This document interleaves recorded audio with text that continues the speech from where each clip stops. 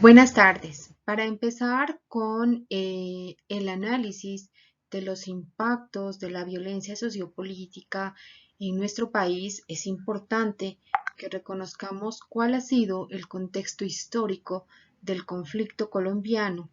que ha estado marcado por su presencia durante más de 50 años en nuestro país.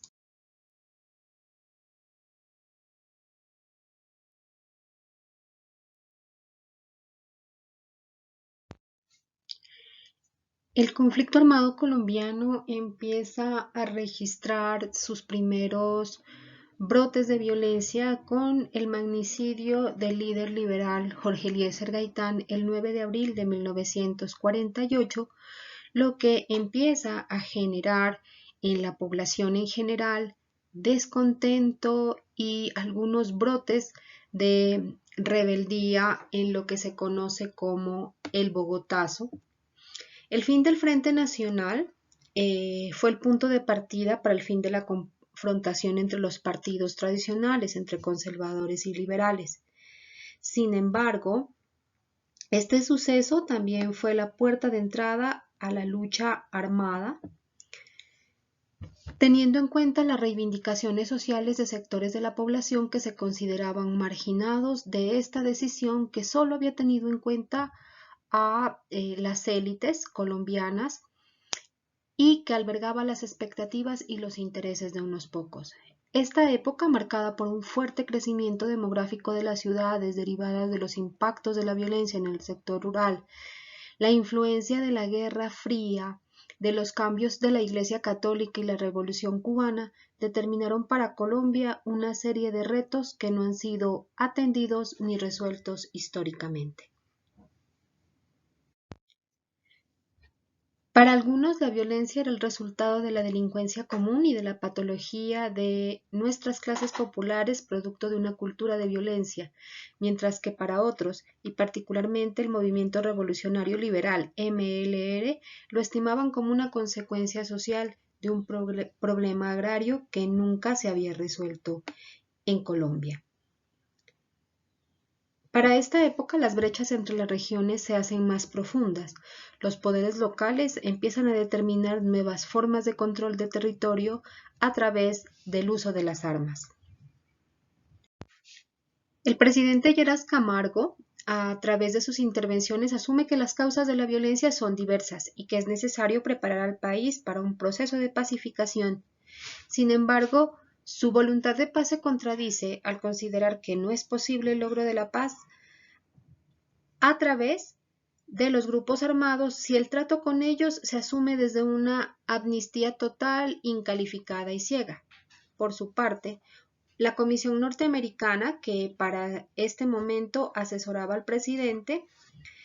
consideraba que el bandolerismo de la época obedecía más a un componente criminal que a las semillas de un fenómeno subversivo claramente influenciado por las corrientes socialistas. De ahí que la solución propuesta se basaba en el control militar y policial de las zonas del país con más altos índices de violencia.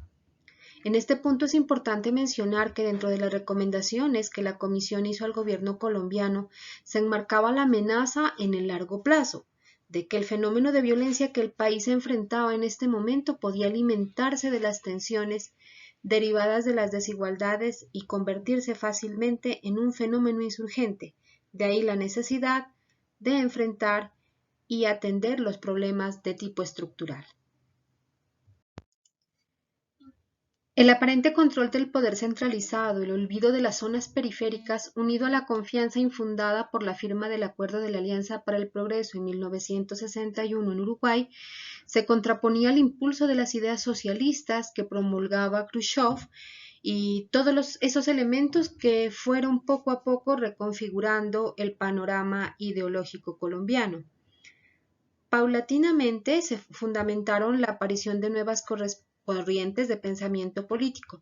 Es así como en 1965 surge el Partido Comunista de Colombia marxista-leninista,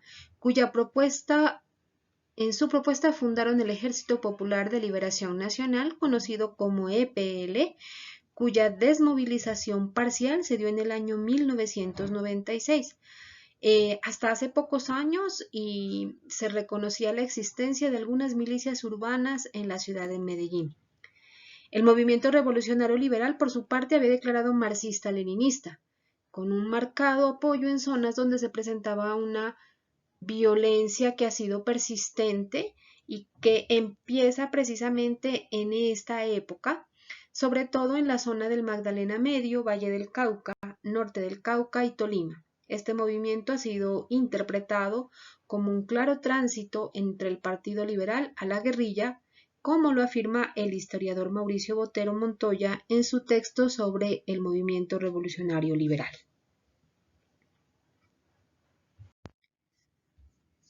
Estos escenarios han sido el semillero de algunos movimientos que empiezan a surgir en algunas universidades. Un ejemplo claro de esto es lo sucedido en la Universidad Industrial de Santander,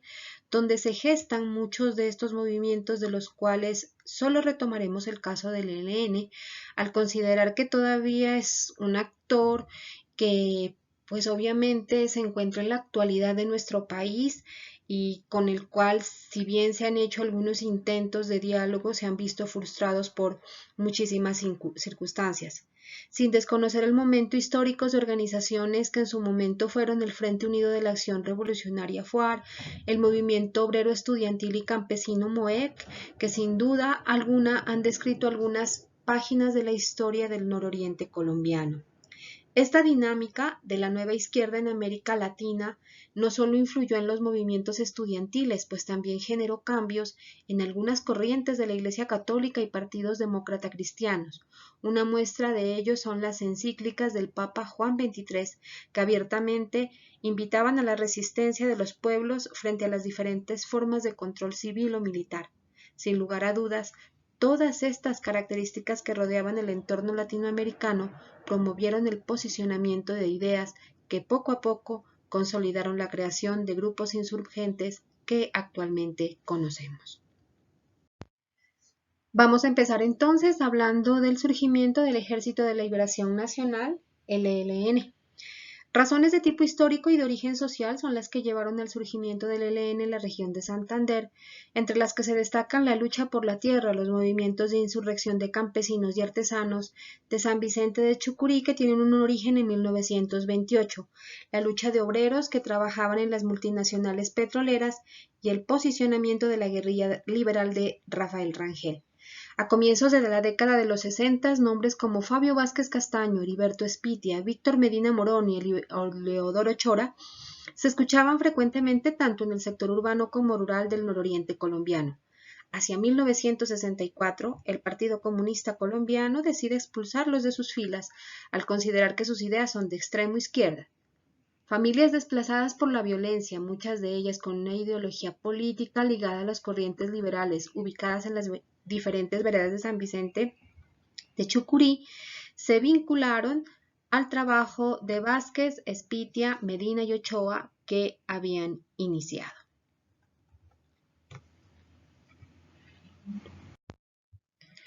El 4 de julio de 1964 se presenta la primera marcha guerrillera que históricamente se registra como el surgimiento del ELN. El trabajo de movilización campesina se transformaba poco a poco en el estudio de tácticas militares e ideología política, que unido a principios cristianos generaban entre quienes conformaban el grupo un nuevo clima que transitaba entre la expectativa, el miedo a lo desconocido y la necesidad urgente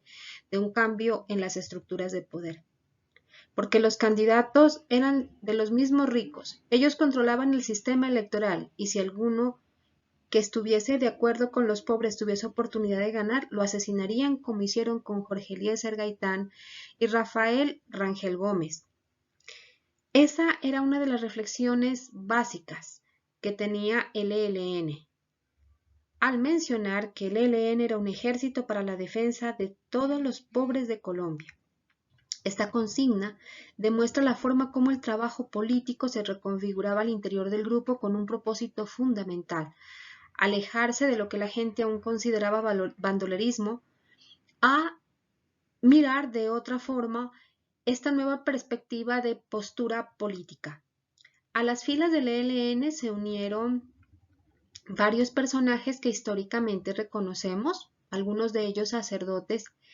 españoles inspirados en la teoría de la liberación. Entre ellos se encuentra Camilo Torres, Aurentino Rueda, Domingo Laín, José Antonio Jiménez, Diego Cristóbal Uribe, Bernardo López Arroyave y Manuel Pérez. Igualmente, Nicolás Rodríguez Bautista, conocido como Gavino. Históricamente, el ELN ha tenido vínculo con las bases sociales y los movimientos estudiantiles de nuestro país. En una línea de tiempo, Carlos Medina Gallego ejemplifica los momentos más importantes para este grupo guerrillero de la siguiente forma: los antecedentes y el surgimiento de la organización entre 1958 y 1966, su auge militar y las contradicciones internas en 1966 a 1973,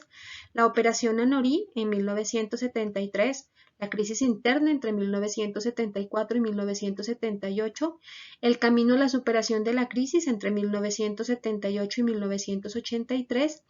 la primera Asamblea Nacional Camilo Torres Restrepo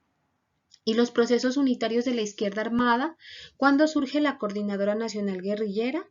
la Unión Camilista del Ejército de Liberación Nacional y el surgimiento de la Coordinadora Guerrillera Simón Bolívar entre 1984 y 1989, el Congreso de la Unión Camilista del ELN y el resurgimiento de los conflictos internos hacia 1989 y 1991, el tercer Congreso de la Unión Camilista del ELN entre 1992 y 1996 y la solución política al conflicto social y armado, el proceso de paz, y el cuarto Congreso del ELN entre 1996 y 2007. Es importante considerar que después del 2007 el ELN ha sentado con algunos gobiernos las bases para redefinir procesos de diálogo, los cuales no han llegado a un feliz término. Vamos a hablar entonces del surgimiento de las FARC. Para finales de los años 40, la década del 50 y principio de los 60, el Davis, San Miguel, el Támaro, Herrera, Bilbao, Río Chiquito, El Pato, Guayavera y Marquetalia se constituyeron importantes sectores para el surgimiento de las FARC ante el asesinato del Charro Negro, secundario a los enfrentamientos entre limpios y comunes, denominación que adquirieron las guerrillas liberales y comunistas. Antonio Marín, más conocido como Manuel Marulanda Vélez Tirofijo, asume el liderazgo de las guerrillas comunistas. La visión de Marulanda era convertir el sur del Tolima como una plataforma para la revolución. En 1960 asume Marquetalia como símbolo de la resistencia contra la dictadura reaccionaria de Colombia. Ante la ofensiva perpetrada por el gobierno nacional a través del Plan Lazo, que buscaba eliminar las repúblicas independientes, Tirofijo decide asumir la ofensiva emprendiendo acciones violentas desde el año 1962. Frente a esto, el comando del ejército advierte que los ataques perpetrados por el grupo asentado en Marquetalia obedece a una planeación que busca posicionarse en el territorio y no acciones aisladas. Esta percepción hace que se decida precisamente el ataque a Marquetalia. Si bien es cierto, existen diferentes versiones sobre cómo se dio el ataque, el 27 de mayo de 1964 se dice que un número indeterminado de soldados atacaron durante 3 días esta población.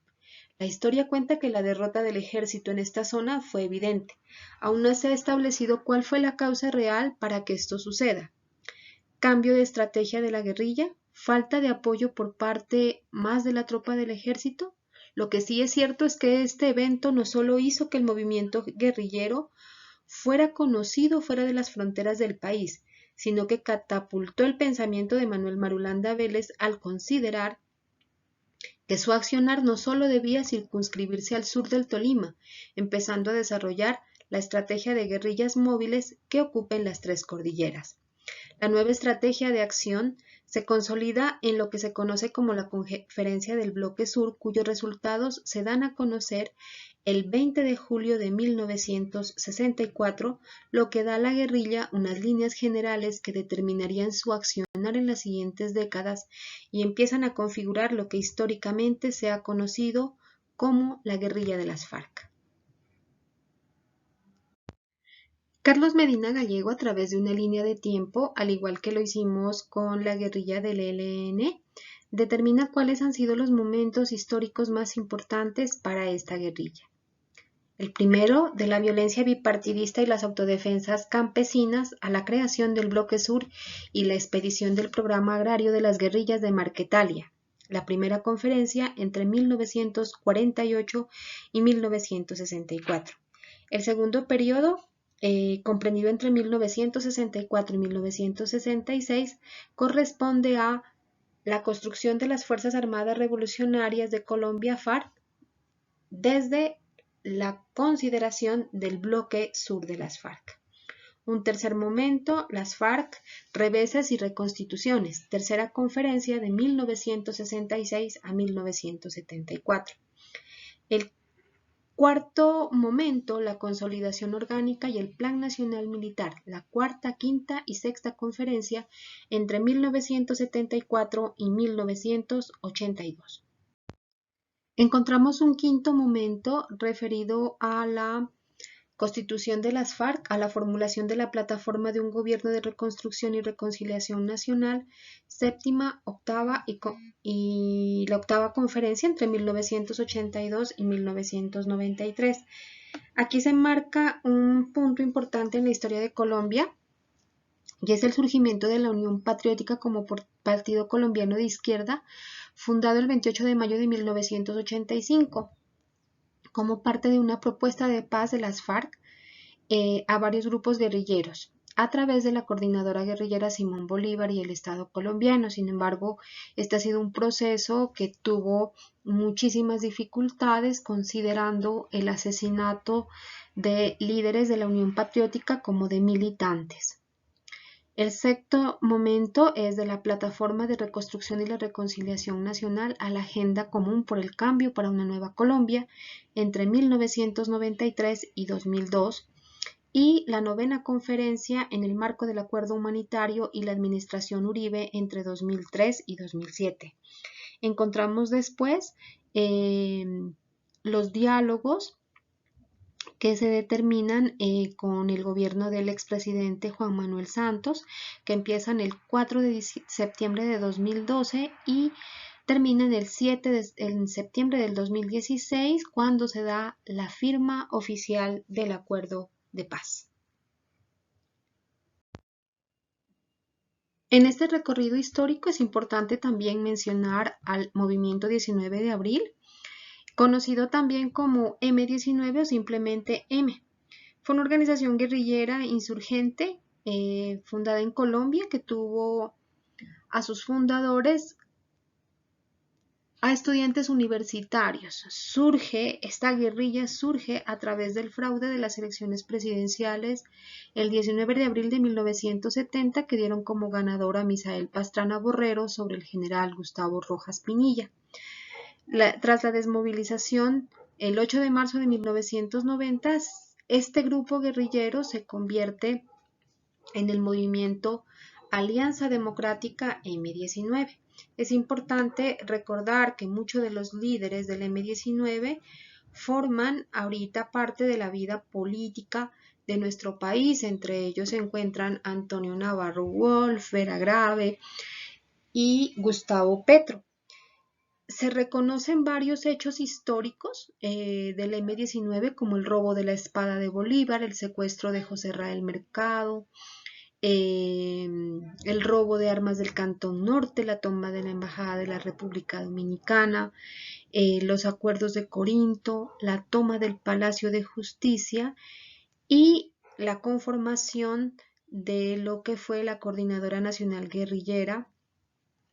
por parte de varios grupos armados. Se dice que las bases del movimiento Colombia Humana están sentadas precisamente en la ideología de lo que en su momento fue el partido político Alianza Democrática M19. En este recorrido histórico hemos hablado de la conformación de la Coordinadora Nacional Guerrillera Simón Bolívar. Es importante decir que este grupo estaba integrado por Fuerzas Armadas Revolucionarias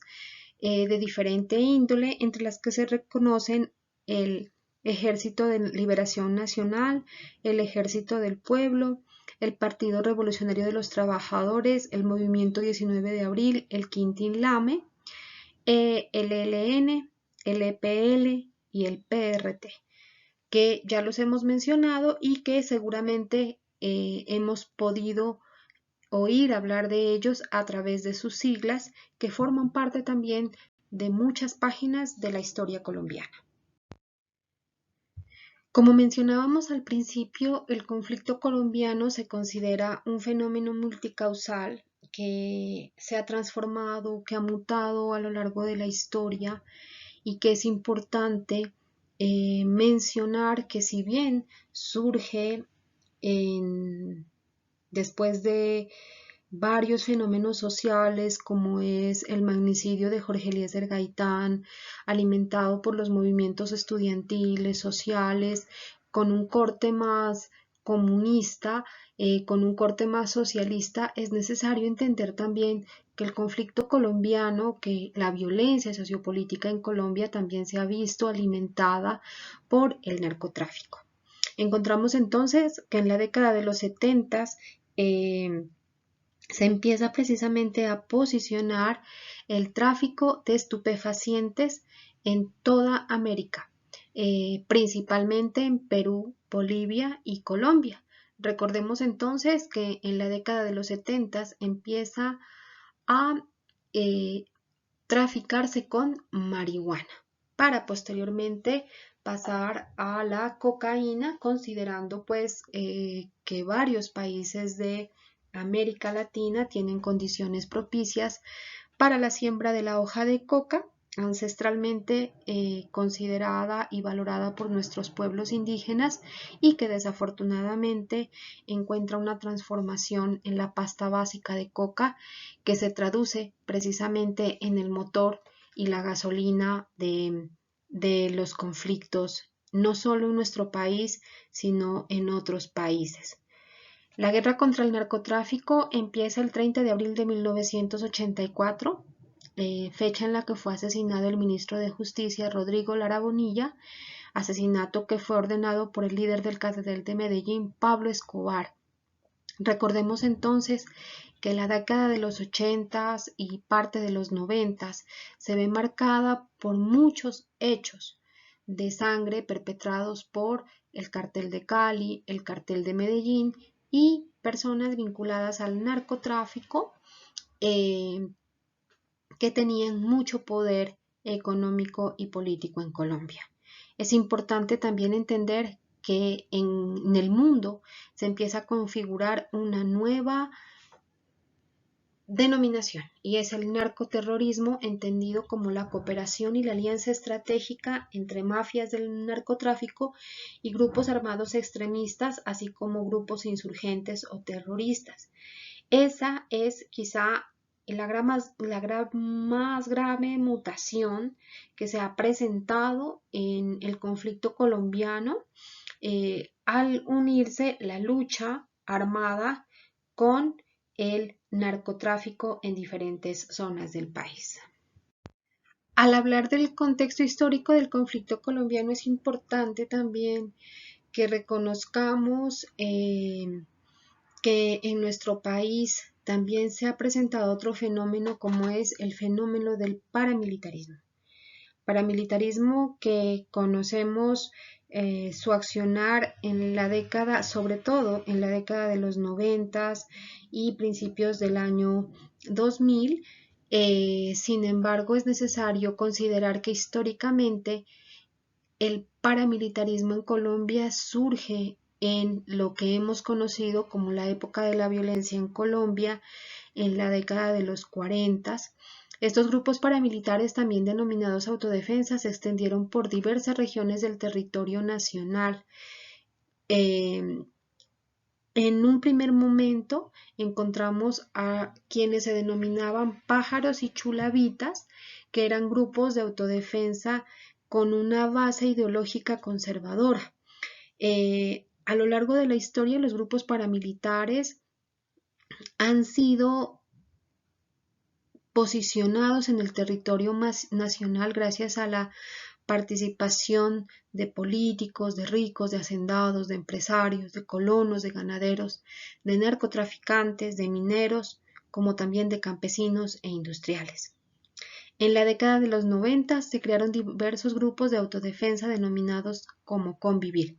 que en 1997, con su desintegración, con su desmonte, pasan a conformar una entidad mayor de influencia nacional denominada Autodefensas Unidas de Colombia bajo la sigla AUC. Recordemos entonces que las Autodefensas Unidas de Colombia avanzan en un proceso de desmovilización que más adelante veremos y que escribieron muchas páginas de la historia triste y difícil de nuestro país, como ustedes lo pudieron evidenciar en los documentales, y que todavía la memoria de muchas personas pues acuden precisamente a estos hechos de dolor, sobre todo ligados a masacres que son emblemáticas en nuestro país. En esta parte es importante que hablemos del rearme de grupos, de la existencia de nuevos grupos posterior a la desmovilización, de estructuras armadas, tanto de grupos subversivos como también de las autodefensas. Grupos que entraron a copar estos espacios que antes eran ocupados tanto por las estructuras de las Autodefensas Unidas de Colombia, paramilitares, como también por la guerrilla de las FARC. En este sentido, encontramos lo que el Estado, el gobierno ha denominado las bandas criminales, los grupos armados organizados, los GAOs residuales, las bandas delincuenciales al servicio del narcotráfico. Si bien las comunidades reconocen, por un lado, en los espacios que fueron dejados por los paramilitares y por sus prácticas, siguen reconociendo la existencia del paramilitarismo, como en las zonas que fueron dejadas por las FARC, se siguen reconociendo estructuras bajo la connotación de la guerrilla. Se desconoce legalmente, digamos, o se desconoce de alguna forma bajo el lenguaje de las estructuras del Estado que los grupos paramilitares o paraestatales sigan existiendo. Es importante entender que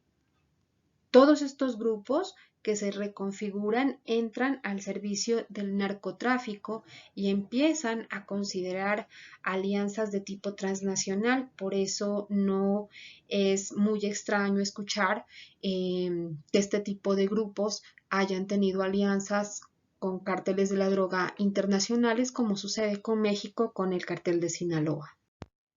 Bueno, hemos llegado al final de nuestro recorrido por la historia del conflicto colombiano, un recorrido bastante breve en el que he querido incluir varios elementos de análisis precisamente desde la perspectiva social, desde la perspectiva histórica del surgimiento de los grupos. Sin embargo, es necesario que avancemos a reconocer también los esfuerzos que nuestro país ha hecho por construir la paz. Espero que les haya gustado este recorrido histórico. Un abrazo.